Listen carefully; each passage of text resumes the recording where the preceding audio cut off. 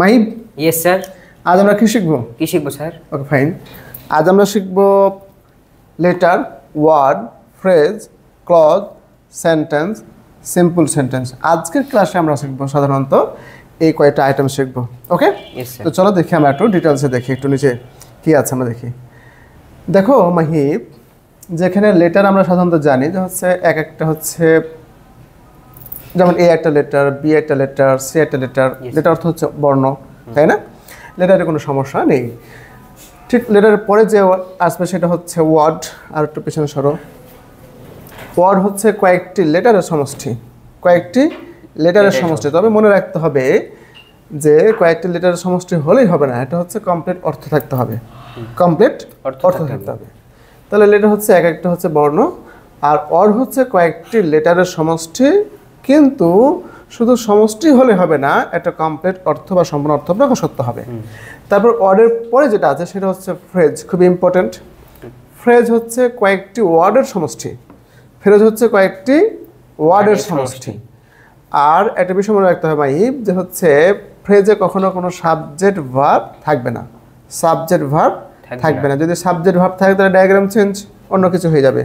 তাহলে ফ্রেজের ধরে নিচ্ছি আমরা, ফ্রেজের বৈশিষ্ট্য দুইটি, একটা হচ্ছে সাবজেক্ট থাকবে, একটা হচ্ছে ভার্ব থাকবে না। ওকে, আচ্ছা। তারপরে যেটা আছে সেটা হচ্ছে ক্লজ। ক্লজ হচ্ছে একটা খণ্ড বাক্য বা বাক্যাংশ, খণ্ড বাক্য বা বাক্যাংশ। এই ক্লজ সাধারণত আমাদের কমপ্লেক্স এবং কম্পাউন্ড সেন্টেন্সের সাথে থাকে। এই ক্লজ হচ্ছে কম্পাউন্ড এবং কমপ্লেক্স সেন্টেন্সের সাথে থাকে। তাহলে ক্লজ কোনটা? ক্লজ হচ্ছে একটি সাবজেক্ট এবং একটা ফাইনাইট ভার্ব থাকবে। তাহলে ক্লজ হচ্ছে খণ্ড বাক্য বা বাক্যাংশ। আর এই ক্লজের জন্য শর্ত দুইটা, একটা হচ্ছে সাবজেক্ট থাকতে হবে, একটা হচ্ছে ফাইনাইট ভার্ব থাকতে হবে। তারপরে যে বিষয়টা হচ্ছে সেন্টেন্স।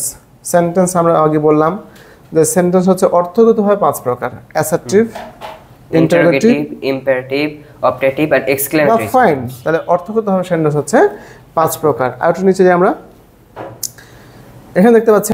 তাহলে সেন্টেন্স হচ্ছে কয়েকটি ওয়ার্ডের সমষ্টি, কয়েকটি ওয়ার্ডের সমষ্টি এবং একটি কমপ্লিট অর্থ দিবে।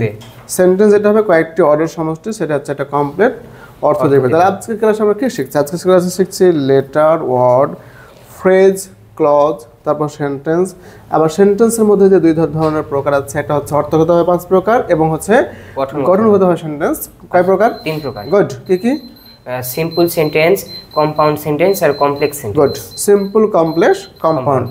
মাহিব, সিম্পল সেন্টেন্স হচ্ছে একটি সরল বাক্য, আর এই সিম্পল সেন্টেন্স হওয়ার জন্য শর্ত দুইটি।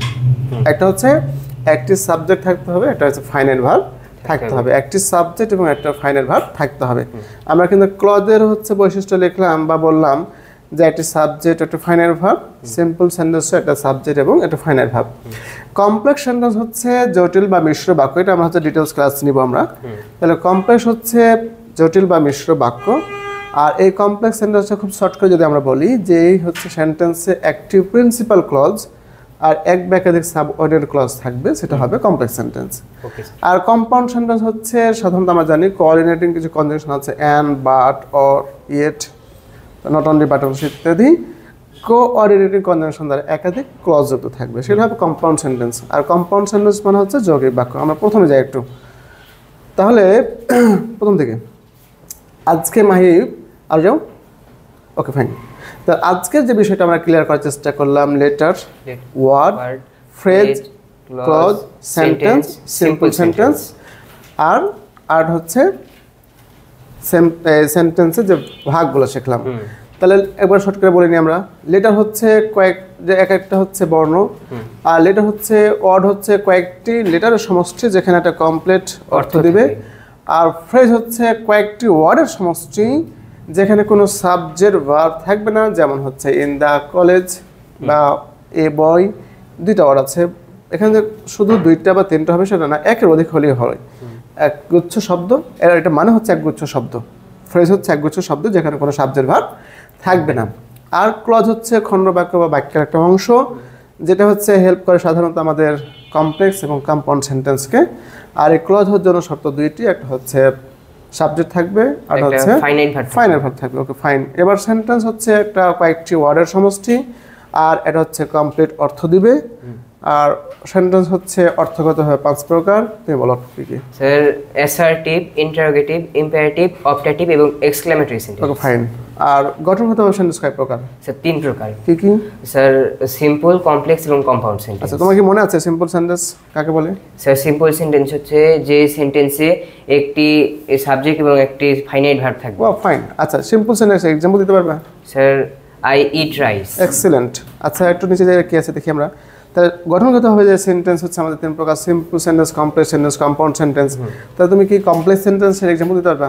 Complex sentence, though he is poor he is honest. Fine. Compound? Compound sir he is poor but he is honest. অসম। প্রিয় শিক্ষার্থী, তাহলে আজকে যে ক্লাসটি আমরা নিলাম সেটা হচ্ছে letter, word, phrase, clause, sentence, আবার সেন্টেন্সের যে ভাগ। আশা করছি এই ছোট্ট ক্লাসের মাধ্যমে আমরা কয়েকটা বিষয় ক্লিয়ার করার চেষ্টা করেছি, আর তোমরা বুঝতে পারছো। যদি এই ক্লাসটি ফেসবুকের মাধ্যমে দেখে থাকো, যদি তোমাদের কোনো প্রয়োজন মনে করো, শেয়ার করে রেখে দিতে পারো এবং লাইক কমেন্ট করতে ভুলবে না। আর যদি ইউটিউবের মাধ্যমে দেখে থাকো, অবশ্যই সাবস্ক্রাইব করতে ভুলবে না। দেখা হবে পরবর্তী ক্লাসে। সে পর্যন্ত ভালো থাকো, সুস্থ থাকো। আসসালামু আলাইকুম ওয়া রাহমাতুল্লাহ।